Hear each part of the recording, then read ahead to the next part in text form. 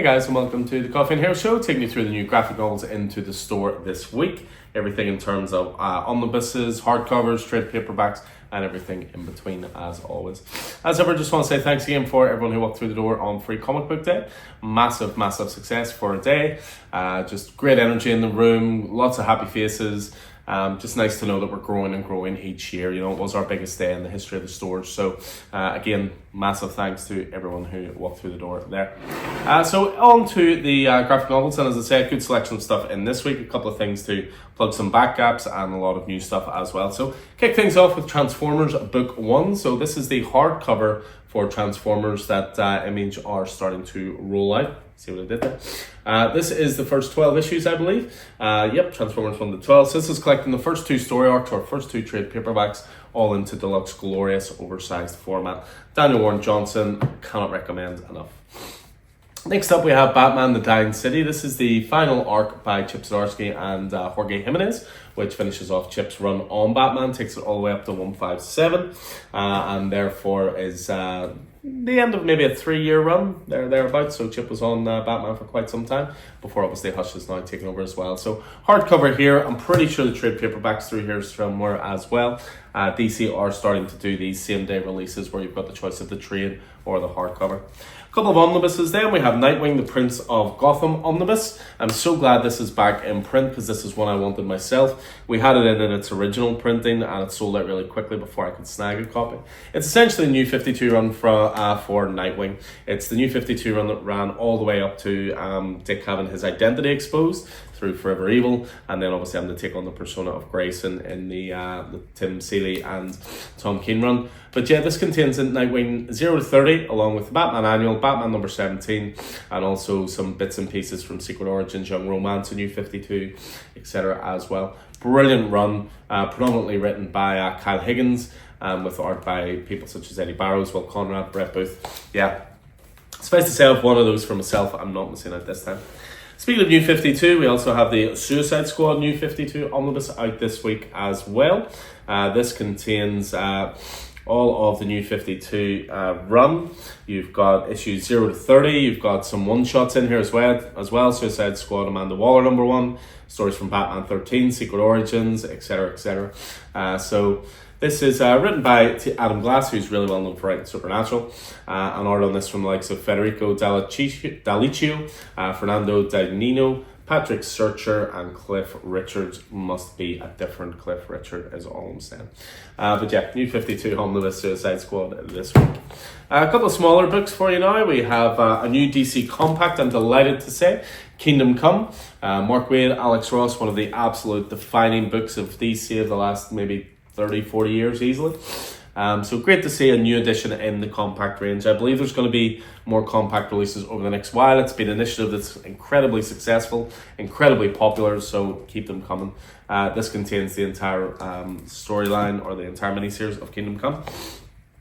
Next up, we have DC's Misfits of Magic. This is one that's aimed at younger readers. Again, we always like to keep that younger reader section topped up. So this is to do with the town library has hired Zatanna to teach magical kids of the DC universe important things like making friendship bracelets and tie-dye sorcerer cloaks. Maybe that some of her campers haven't quite mastered their lessons. So again, just something for younger readers, and definitely a section we always like to keep filled up. So on from there, we have The Outsiders, Never the End. This is The Outsiders Book 2 from the Colin Kelly Jackson Lansing recent run. It was 10 issues in total, so this is issue 6 to 10. And yeah, there was some really good stuff. The Outsiders, don't think it quite caught fire the way they maybe hoped, but I thought it was very good. Next up, we have Action Comics. This is the Action Comics Superstars complete run. So basically what they did was bring in some of the biggest creators in comics to tell sort of shorter run stories. So you've got Jason Aaron in here, you've got Gail Simone, you've got art by likes of John Timms, Eddie Barrows. So yeah, this is essentially a couple of different stories all mixed into one volume. So yeah, as I say, part of the initiative leading up to sort of the summer of Superman. Next up, we have a new DC Finest, which is DC Finest Events 0 Hour Crisis in Time Part 2. 0 Hour Part 1's over there on the racks. This is DC from 1994, and this collects way too many titles for me to talk about. It's basically all the 0 Hour sort of tie-ins, but you've issues here of Flash, Green Arrow, Adventures of Superman, Justice League America, Action Comics, Justice League International, Legion of Superheroes, etc., etc., etc. But as I say, Part 1 is on the shelves as well. Next up, we have Exceptional X-Men, so part of the most recent X-Men relaunch. This one from Al Ewing and Carmen Carnero on art. And this collects the first 5 issues of the Emma Frost-led X-Book. We have a new Marvel Modern Era Epic collection out this week, which is Deadpool in Wade We Trust. This collects issues from 2012 to 2013 and includes work from the likes of Jerry Dugan, Scott Koblish, Mike Hawthorne, Declan Shelby as well. So collects Deadpool 2012 1 to 19. The latest volume of Avengers is out this week as well. This is subtitled Storm. This is volume 4 of Jed McKay's run on Avengers. This collects issues 17 to 24 and includes art also by Valerio Schiti as well. Next up, we have Trinity Generations. These are essentially the backup stories from Wonder Woman, Tom King's Wonder Woman. And the backup stories have been great, full of charm. It's to do basically with Trinity hanging out essentially with Jonathan Kent and Damian Wayne. They're almost babysitting her all the time, but she of course gets the better of them every time. But really, really fun, really, really charming. Tom King writes this as well, and Belen Ortega is on art. Next up, we have Star Wars Ahsoka Season 1. So this contains the entire 8-issue miniseries adapted by Rodney Barnes. And yeah, all 8 issues here. The action-packed Marvel Comics adaptation of the hit Disney Plus series. Phases of the Moon Knight is next. This was a 4-issue miniseries illuminating lost lunar lore with past, present, and future Fists of Khonshu. This is tons of creators involved with this. It was really good fun, introduced some new characters as well. If you're looking just to jump into Moon Knight, that's not a bad place to start. Next up, we have Godzilla Rivals. So these are always collecting the oversized one-shots, which is sort of Godzilla one-shots. Godzilla versus, for example. So this one includes the likes of King Ghidorah, Space Godzilla, Mecha Godzilla, and Hedorah as well. So yeah, one for the Godzilla fans. Next up, we have Epic Collection for Avengers. This is volume 12, one of my favorite ever comic covers right there. Hawkeye, Ant-Man on the Arrow. This covers a period of 1981 to 1982. Avengers 210 to 226, as well as annuals and a 4-issue miniseries, Vision and the Scarlet Witch as well. The Tragic Fall of an Avenger. Next up, we have EC Comics Epitaphs from the Abyss. This is anthology horror. It's been coming out in single issues for about the past year. This is the first collection they've put together. So they're always oversized issues. So this has the first 4 issues. So one for all you horror fans.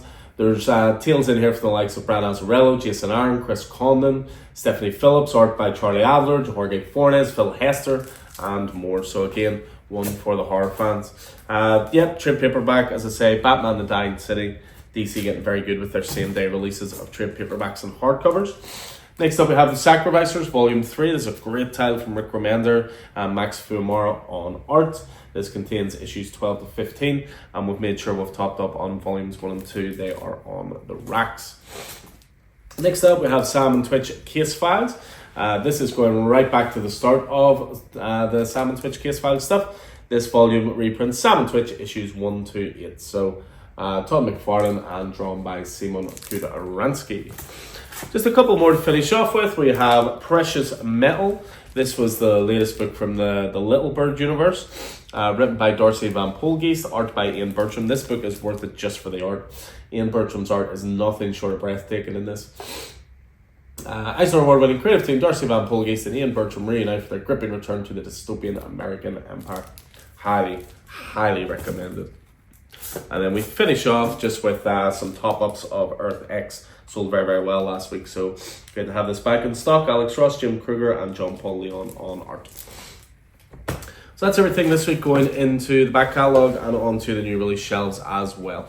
As ever, if you see anything that catches your eye, just drop us a message. We're always happy to hold stuff. Other than that, make sure to check out the single issue video as well, which will be dropping today. As ever, guys, hope you enjoyed this. Hopefully I'll see you in store throughout the week. Till then, take it easy.